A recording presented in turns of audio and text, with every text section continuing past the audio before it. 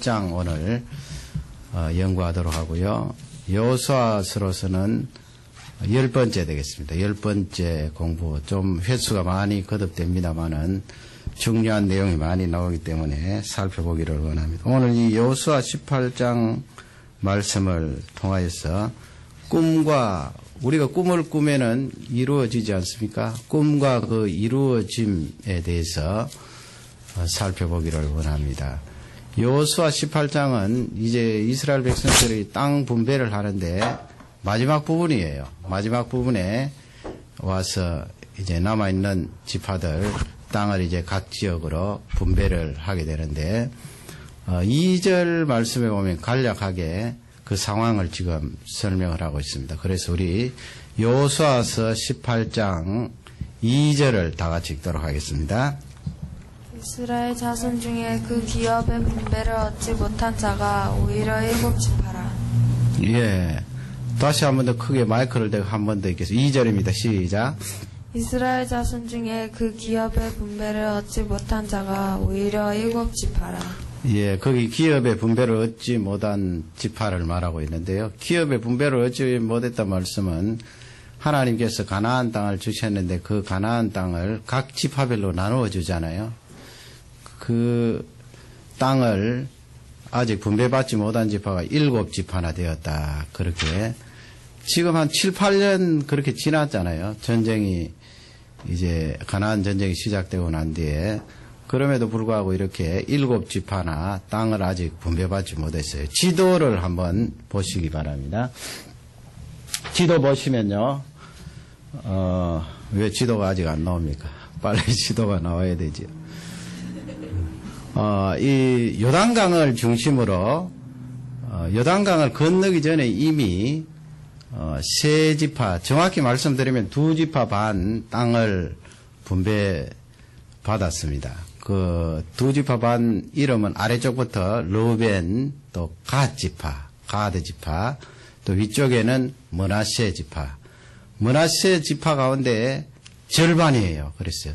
그래서 성경에 보면은 므낫세 반지파 그렇게 나오고 있는데 요단강 서편이 되겠지요.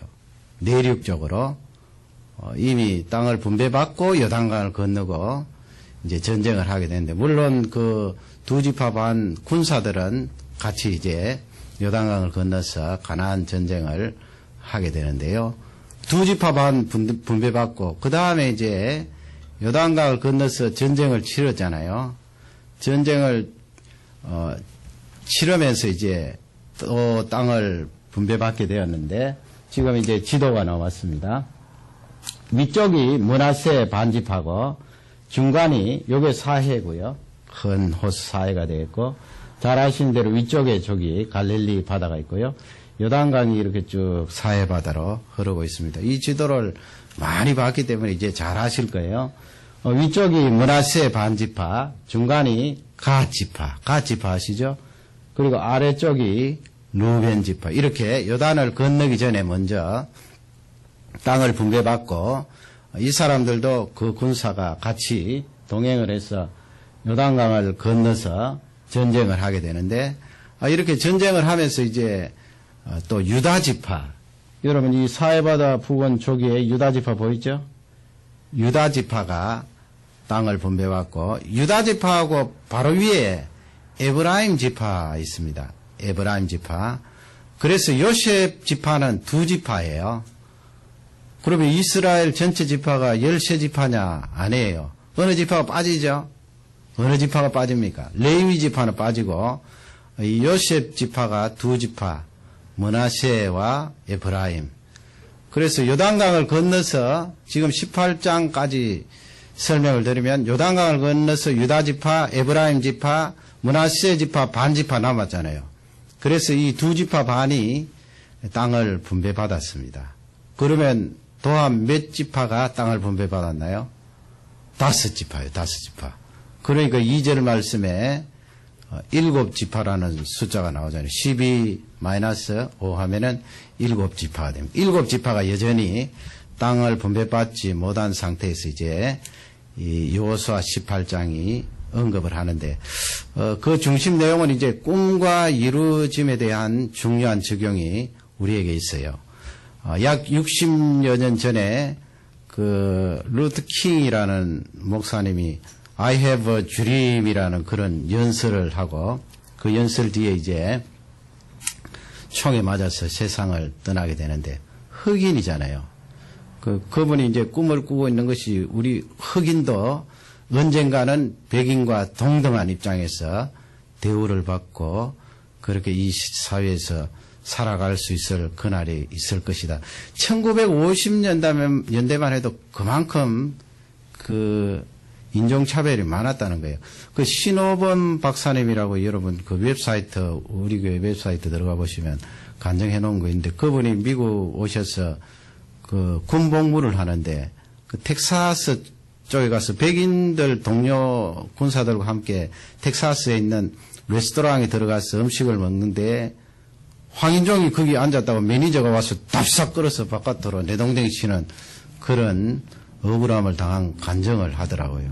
그분이 그 텍사스 그거 할 때는 아마 제가 생각하기에는 한 60년대 정도 되는 것 같은데 그만큼 1950년대, 60년대까지만 해도 인종차별이 심했다는 것을 알 수가 있는데 그 킹 목사님이 그렇게 내가 꿈이 있다 말하면서 그렇게 이야기하고 나서 여러분 그때 당시에만 해도 그 연설을 했을 때 누가 에이 무슨 그런 말 하느냐 그 꿈이 이루어질 수 있겠느냐 그렇게 생각했을지 모르겠지만 결국은 약 60년 뒤에 누가 등장을 했습니까? 미국의 흑인 대통령이 등장을 하고 금년에는 다시 뽑혀서 4년 더 하는 그런 일이 일어났어요. 꿈이에요, 꿈. 그래서 오늘 이 꿈에 대해서 살펴보기를 원합니다. 어린 자녀들만 꿈 이야기하는 것이 아니고요. 우리 어른도 하나님 앞에 가는 그날까지 바로 직전까지 꿈을 가지고 있어야 그 삶이 생기가 있고 또 기도를 하게 되고 힘 있는 삶을 살아갈 수 있는 줄 확신합니다. 오늘 이 꿈과 이루어짐에 대해서 살펴보는데요. 간략하게 살펴보기를 원합니다. 첫째 살펴볼 것은 꿈과 예배입니다, 여러분. 꿈과 예배. 아니, 꿈과 예배가 무슨 연관이 있는가. 1절을 우리 다 같이 읽도록 하겠습니다. 18장 1절입니다. 이스라엘 자손의 온 회중이 실로에 모여서 거기 회막을 세웠으니 그 땅이 이미 그들의 앞에 돌아와 복종하였음이니라. 아멘. 그 땅이 이스라엘 백성들에게 복종하였다. 그 말은 약간 이렇게 은유적으로 표현한 건데요. 이스라엘 백성들이 가나안 땅을 정복했다 이 말씀인데 물론 100% 다 정복했다는 말씀 아니에요. 나중에 사사히 가서 배우겠습니다만은 듬성듬성 이렇게 정복하지 않은 그런 족속들이 있지만은 그러나 대체적으로 이스라엘 군사들이 가나안 땅을 정복하고 차지했다는 것을 기록하고 있는데 거기 1절에서 지역 이름이 나오고요. 거기에서 무엇을 세웠다 그랬는데 무엇을 세웠다고 되어 있습니까? 성막을 세웠다고 되어 있습니다. 성막. 어디에 세웠습니까? 실로라고 있죠. 지도를 한번 보시겠습니다. 지도 보시면 역시 잘 아시는 대로 사해바다가 아래쪽에 있고 저기 쪽으로 올라가면 갈릴리가 있고요. 요게 요단강이고 실로가 여러분 저 중간 좀 보이죠? 실로. 원래 가나안 전쟁 시작할 때부터 그 본부가 있었던 곳은 어디예요? 실로가 아니었죠. 길갈이라고 있죠. 길갈. 요 요단강 건너서 길갈 보이지요? 길갈. 그래서 길갈하고 저 실로 사이는 거리가 좀 있지요. 한 30km 이상 그렇게 거리가 있는데 길갈은 지도에 보시는 대로 요단강 인접해 서 있잖아요. 이스라엘 백성들이 이제 그 길갈에서 장소를 옮겨서 실로라는 이곳에 이제 성막을 짓게 됩니다. 성막이란 것은 그림을 보시면 실로에 있는 성막을 뭐 그때 있었던 성막을 사진으로 찍은 것은 아니고요. 모형으로 저렇게 성막 안에 불을 써놓은 것을 찍었는데 좀 어둡게 그렇게 나왔습니다. 그 다음 그림을 보시면 저게 바로 성막인데 이 성막을 텐트처럼 옮겨서 지을 수 있으니까 실로에다가 그렇게 세우게 되었어요. 실로의 성막. 이 18장 앞부분은 그 하나님께서 이스라엘 백성들에게 주신 그 꿈이 성취되어 온 그 과정을 설명하고 있잖아요. 그리고 막바지 가서 7지파라는 이 많은 지파가 아직 그 꿈을 이미 목 앞에 와 있는 그 꿈을 아직 성취를 체험하지 못한 그 상태에서 이 말씀을 주셨는데, 하나님께서 이렇게 실로에다가 자리를 옮겨서 성막을 짓도록 하는 것은 꿈과 이 예배가 깊은 연관이 있다는 것을 우리에게 알려주고 있습니다. 실로는 아까 그 지도를 보는 대로 그 가나안 중심으로 많이 들어갔지요. 요단강 쪽이 아니고요. 그래서 이 실로는 지리적으로도 동서도 거의 중앙에 있고 남북 길쭉하잖아요.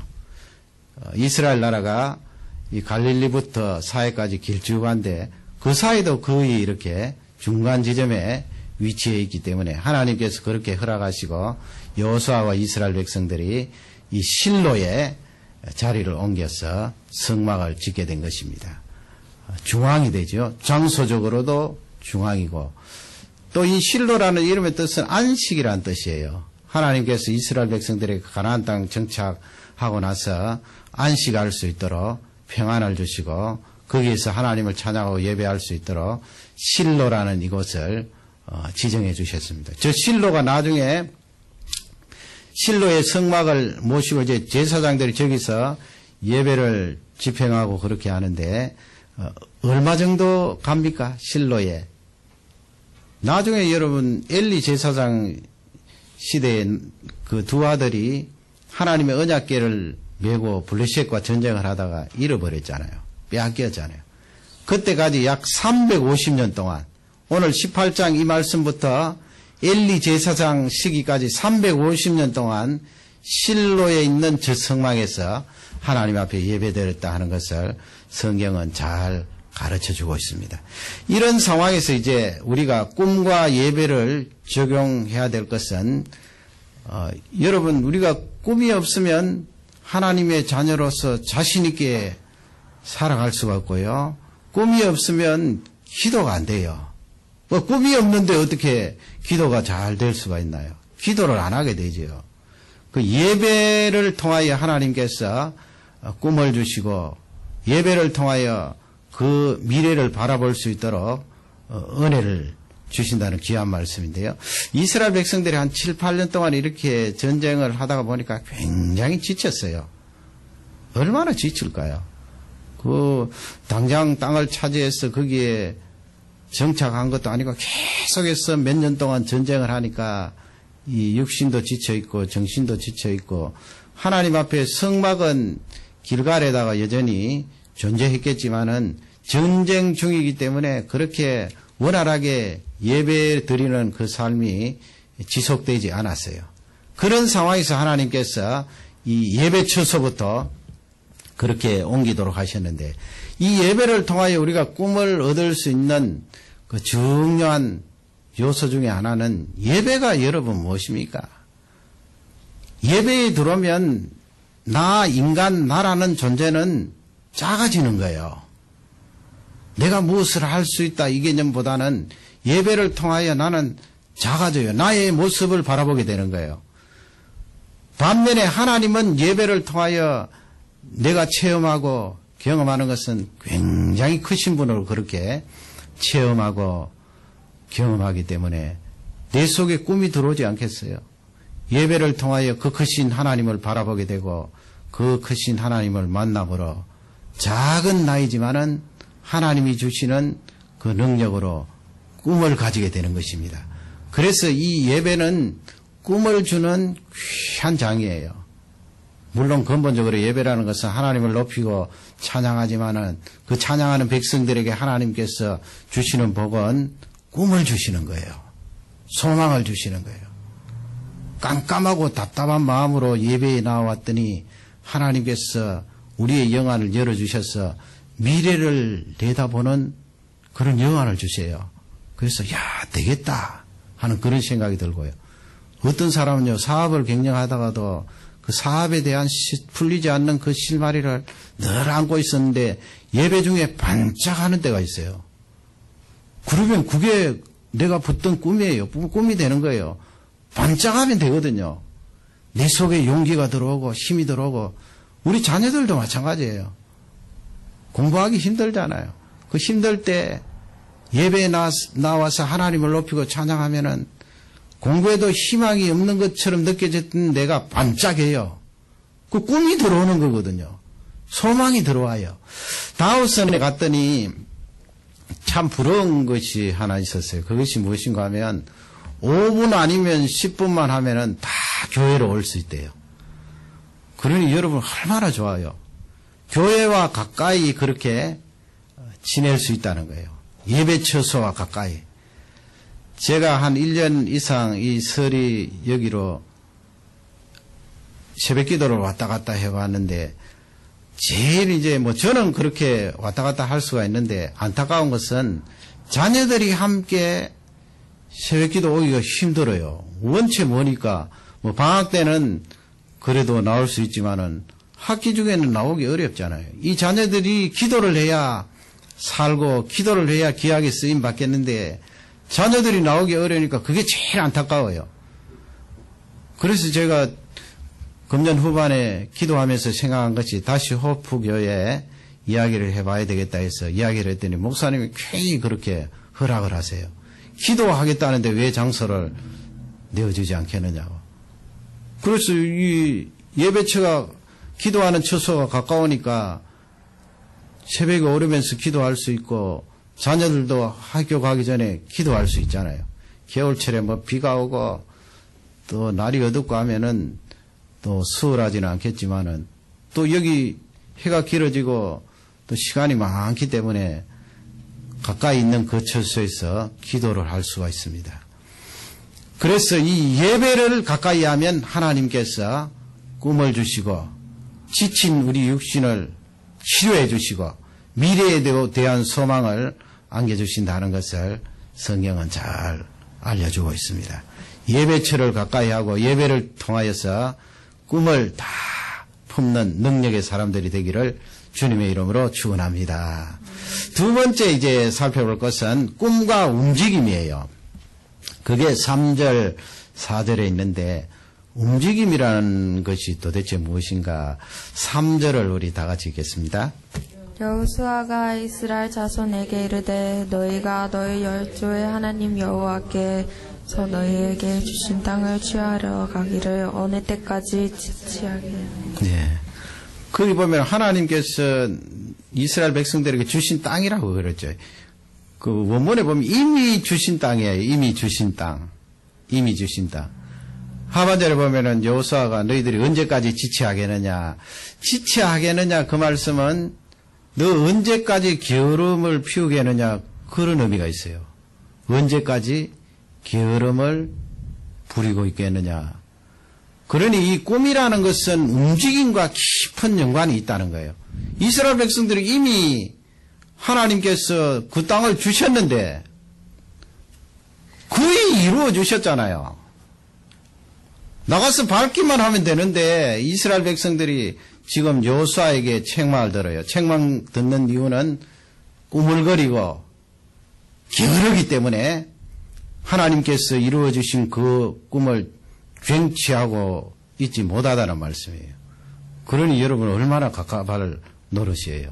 이 꿈이라는 것은 움직임과 깊은 연관이 있다는 것을 우리에게 잘 알려주고 있는데 4절을 우리 또 다 같이 읽겠습니다. 너희는 매 지파에 3인씩 정하라. 내가 그들을 부리내니 그들은 일어나서 그 땅에 두루 다니며 그 기업에 상당하게 그러하지 내게로 돌아올 것이라. 아멘. 매 지파에 몇 사람씩요? 3사람씩. 그러니까 지금 몇 지파가 땅을 분배받지 못했습니까? 7지파. 그래 3, 7, 20이라면 21명을 뽑아서 각 지역에 다니면서 무엇을 하라고요? 지도를 그려오라는 거예요. 지도를 그려오라. 이 3절, 4절 내용을 보면은 그런 생각이 들잖아요. 하나님께서 이미 주셨다고 하면은 그냥 하늘에서 베냐민 지파는 어디, 그 다음에 남아있는 뭐 단지파는 어디, 그렇게 딱딱 정해주시면 얼마나 좋을까. 시므온 지파는 어디. 하나님께서 그렇게 정해주시고 이스라엘 백성들은 거기 가서 그냥 살면 얼마나 좋을까. 그러나 우리 하나님은 그렇게 하시지 않고 지금 여호수아를 통하여 남아있는 그 7지파 가운데 21명을 뽑아서 각 지역에 다니면서 산을 넘고 강을 건고 강을 건너고 들판을 지나서 지도를 그려오라는 거예요. 움직임이죠. 꿈은 움직임입니다. 움직여야 됩니다. 하나님 아버지 나에게 꿈을 주셨습니다. 꿈을 품고 있는 사람이 가만히 있으면 안 되겠지요. 움직임입니다. 다니면서 지도를 그리는 그 일이 필요해요. 어떻게 보면은 하나님께서 그냥 다 싸잡아서 주시지 않고 이렇게 하시는 것은 우리를 그만큼 인정한다는 거죠. 우리를 인정하고 존중하지 않으면 그렇게 하실 수가 없어요. 그래서 꿈을 가진 자는 움직임이 있어야 된다 하는 것을 우리에게 잘 알려주고 있는데, 우리 자녀들이 이제 앞으로 무엇을 해야 될까, 내가 하나님께 받은 은사가 무엇인가, 그거 진단할 때 여러분 다 아시죠? 뭐 있습니까? 내가 좋아하는 것. 되게 첫 번째로 그러잖아요. 내가 좋아하는 것. 내가 좋아한다고 다 됩니까? 그 다음에는 뭐예요? 내가 잘하는 것. 내가 좋아하고 내가 잘하고. 마지막 세 번째 하나 더 있습니다만 그것은 조금 이따가 하고. 그 두 가지를 놓고 한번 생각을 해보세요. 내가 좋아하고 내가 잘하고. 그 말 맞아요. 그러나 그 말도 정확하게 우리가 따져봐야 되는데, 내가 좋아하고 내가 잘한다고 다 맞는 것은 아니거든요. 그 엉뚱하게 내가 좋아하고 내가 잘하는 것이 있으면 그건 아니에요. 하나님이 주신 은사가 아니고요. 또 내가 그것을 계속해서는 안 되는 거예요.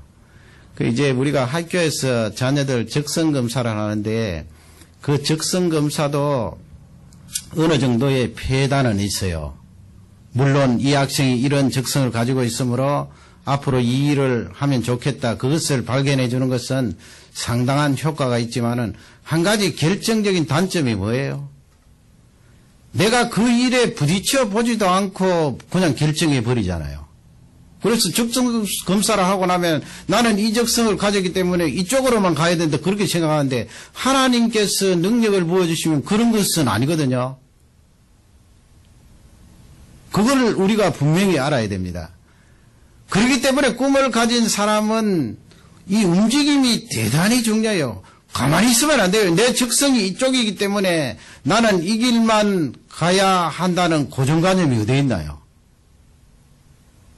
내가 그 일을 부딪혀 보지도 않고, 이스라엘 백성들이 내가 이 땅을 차지하겠습니다, 갈렙처럼 헤브론 땅을 주십시오, 이 사람들 이야기도 안 하는 거예요. 부딪혀 보지 않는 거예요. 그냥 게으름에 빠져 있는 거예요. 움직이지 않는 거예요. 그러니 여호수아를 통하여 하나님께서 각 지역에 다니면서 지도를 그려오라, 그렇게 명령을 내렸습니다. 특히 우리 자녀들은 무한한 가능성을 가지고 있습니다. 요즘 세대가 어떤 세대입니까? 제가 보기에는 그래요. 좀 귀찮은 거 하기 싫어하는 세대예요. 그럼 어떻게 보면은 말씀 전하는 당신 세대는 그렇게 가난하고 못 살고 어렵고 힘들었기 때문에 그럴지 모르겠지만 우리 세대는 그렇지 않습니다. 그렇게 반론할지 모르겠지만은 지금 성경이 주시는 메시지는 몇천 년 전에도 똑같잖아요.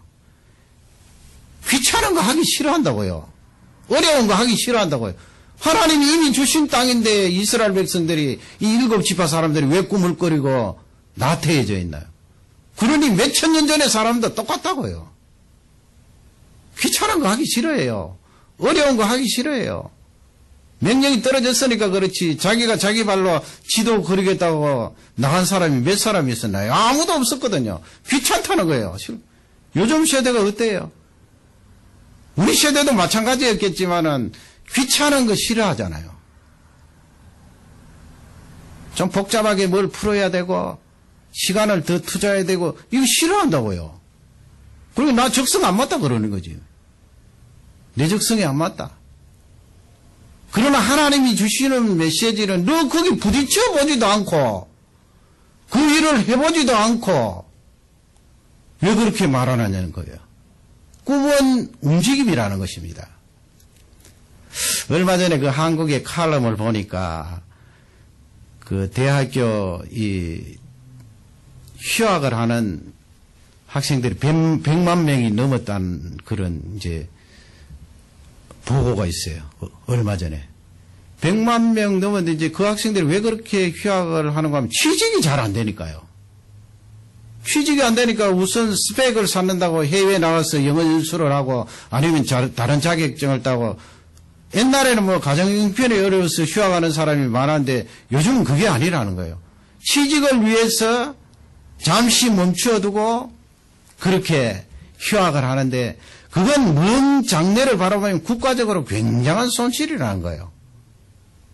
그분은 그 부분에 정확하게 꼬집진 않았는데 제가 생각하기에는 손실 중에 하나를 꼬집어낸다면 뭐예요? 현실에 들어가서 움직이는 경험이 없잖아요. 경험이 늦어지잖아요. 1년 휴학하면 1년 늦어지고 2년 휴학하면 2년 늦어지기 때문에 그 젊은 사람들이 1년 더 일찍 들어가서 현장에 들어가서 체험을 하는 그 움직임을 통하여 꿈이 이루어지고 실패하면 다시 다른 꿈을 만들고 부딪히고 나아가야 되는데 그게 굉장한 손실이라는 거예요. 이분의 주장은 국가 전체적으로 봐서는 이건 굉장한 문제라는 거예요. 여러분 굉장한 문제 아니에요? 그렇게 휴학을 하고 접어버리니까 결혼 연령 늦어지지요. 결혼 연령 늦어지니까 자녀 출산 늦어지지요. 인구 줄지요. 한국 같은 데는 머리를 가지고 먹고 사는데 점점 그 부분의 위기를 직면하고 있다는 그런 내용인데 맞는 말씀이에요. 우리 젊은이든 어른들 부딪히면요. 예외로 내가 적성이 아니다라고 생각했던 그런 일들이 나에게 엄청나게 맞을 때가 있어요. 맞아요. 내 적성으로 다 결정되는 게 아니라니까요. 설사 내 적성이 이쪽이라도 하나님께서 나에게 은혜를 부어주시고 능력을 부어주시면 이쪽으로도 강력한 그 일들을 감당할 수가 있어요. 어디 하나님의 백성이 내 적성만 가지고 하나님 앞에 다 쓰임을 받겠다? 아니에요. 성경 말씀은 그렇지 않아요. 하나님이 그 결대로 그 은사대로 사용하시지만은 전체적인 나의 그 신앙적인 주관은 꿈과 연관하여서 폭넓게 가지고 신앙생활하고 미래를 바라볼 우리가 되어야 될 줄 확신합니다. 움직이는 그런 어른들, 움직이는 우리 젊은이들이 되시기를 주님의 이름으로 축원합니다. 아멘. 마지막으로는 꿈과 말씀이랍니다. 꿈과 말씀 8절에 있어요. 8절. 우리 8절을 다 같이 읽겠습니다. 그 사람들이 일어나 떠나니 여호수아가 땅을 그러려 가는 그들에게 명하여 가로되 가서 그 땅으로 두루다니며 그려 가지고 내게로 돌아오라. 내가 여기 실로에서 여호와 앞에서 너희를 위하여 제비 뽑으리라. 아멘. 그래가지고 돌아오라 그랬죠. 21명에게. 하반절에 보면 뭐라고 돼 있어요? 그렇게 돌아오면 그 그림을 가지고 오면 뭘 한다고요? 제비 뽑는다. 자녀들 제비 뽑는 게 뭐예요?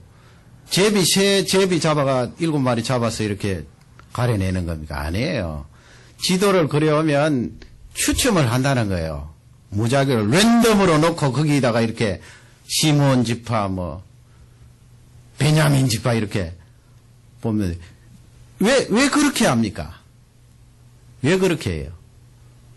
그냥 여호수아가 딱 보고 이건 시므온 지파, 이거는 베냐민 지파, 이건 단 지파 그렇게 줄 수도 있는데 왜 여호수아가 그렇게 해요? 그건 이스라엘 백성들의 발생할 수 있는 그런 불평을 나중에 말이죠. 불평을 줄이려고 하는 그런 중심이 있지만은 더 깊은 중심에는 무엇이 있냐면 하나님께서 주시는 땅으로 지파들에게 분배하리라 하는 그런 중심이 있어요. 하나님 뜻을. 하나님 뜻. 그래서 옛날에는 이렇게 여호수아 시대 그리고 조금 뒤의 시대에 이 사사들이 등장하기 전 또 사사들이 등장하고 나서 그때는 이런 제비 뽑기가 많았어요. 제비 뽑기. 그 잠언서에 나와 있는 말씀처럼 잠언서 18장 18절이라든지 말씀처럼 사람이 제비를 뽑지만은 결국은 그 일을 이루시는 분은 하나님이다. 맞잖아요. 하나님이 그 손을 움직여서 뽑게 하시고 근본적으로 하나님께서 주셨다는 그 신앙이지요. 그래서 꿈이 이루어지는 것, 내가 꿈을 가지는 것은 하나님의 원하심 뜻과 깊은 관계가 있는데 아주 초기에는 이렇게 여호수아 시대에는 제비를 뽑아서 하나님의 뜻을 가려냈다 하는 말씀이에요.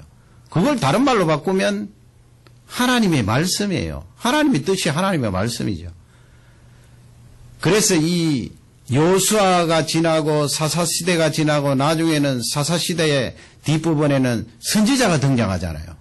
그 대표적인 예가 사무엘이고 사무엘 뒤에 뭐 쭉 나단도 나오고 갓도 나오고 선지자가 등장하는데 선지자가 등장할수록 제비 뽑기는 사라져요. 사실 점점 사라져요. 물론 개인적으로 뭐 다윗이 어떤 일을 yes, 오와 no 하나님 앞에 여쭈어볼 때는 그 에봇, 제사장들이 입고 있는 에봇을 가지고 오기 위해서 입었습니다만, 제비를 뽑았습니다만은 점점 사라져요. 나중에 선지자들이 하나님의 말씀 전할 때는 제비 뽑기가 거의 사라지고요. 초대교회 사도행전에 보면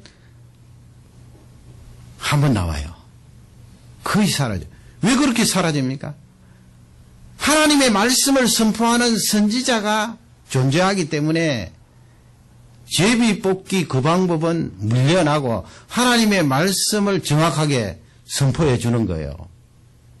그러나 그 구약시대 하나님의 말씀을 선포하는 선지자는 있었지만은 그 선지자의 말을 정확하게 기록하여서 책으로 대대로 물려준 그것은 지금보다 약했잖아요. 정경화가 되지 않았잖아요. 그래서 예수님 오시고 신구약 성경이 합쳐져서 이렇게 정경화가 되고 우리에게 하나님의 말씀으로 주어졌어요. 그러므로 여러분, 우리가 가지고 있는 이 꿈은 반드시 제비 뽑기와 연결돼야 돼요. 그러나 우리가 사는 시대는 제비 뽑기가 아니고 뭐예요? 66권의 말씀이에요. 이 66권의 말씀. 꿈을 받을 때도 이 말씀, 꿈을 가지고 행동에 옮길 때도 이 말씀, 꿈이 이루어질 때도 이 말씀, 하나님의 말씀이에요. 아니 수천 년 전에 기록되어진 이 하나님의 말씀이 현대에 사는 나에게 무슨 꿈을 준단 말이에요? 아니에요. 성경을 계속 읽고 이렇게 예배 중에 하나님의 말씀을 듣고 성경 말씀을 외우고 그러면 그 말씀 속에서 하나님이 나에게 꿈을 주세요. 누구에게라도 꿈을 주세요. 그 말씀 속에 꿈을 가진 사람은 계속해서 그 말씀을 붙들면 그 꿈이 떨어지지 않고 나에게 간직이 되어서 기도할 힘을 주고 용기를 주고 미래에 대한 소망이 되는 것입니다. 결국은 그 꿈은 하나님의 말씀과 어우러져 있기 때문에 성취가 돼요.